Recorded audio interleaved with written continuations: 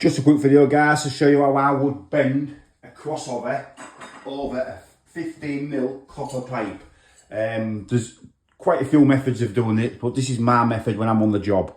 So basically it's a bit of 15mm pipe like that, and obviously you've got your crossover like that, as you can see.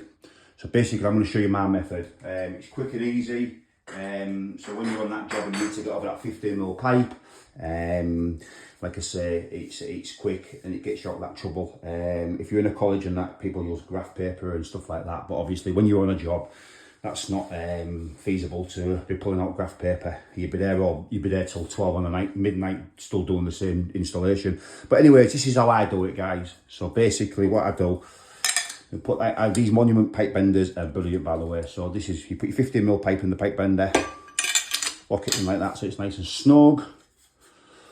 Pull your first bend, which is pretty, as you can see, look guys, I'm trying to keep it in front of the camera. There you go, that's your first bend you pull. Take the pipe out. There you go, guys, as you can see, that's the first bend you pull. Then you pull your second bend, which is obviously not as deep as your first bend. Just check that it's straight. Obviously tweak it a little bit, bang it straight like that, as you can see. So make sure it's straight. And then pull your second bend. And so. A nice squeak to it. There you go, look. That's your second bend. Get a bit of 15mm pipe. As you can see. So that's going to be your floor, guys. As you can see, that'll be your floor. That'll be obviously your crossover, and then obviously you pull your next pipe this side. Sorry guys. So yeah, so you pull your next bend, get her in there so she's nice and snug, like that. Just make sure she's straight. That's pretty all right. There you go. And then just make sure she's pulled back in.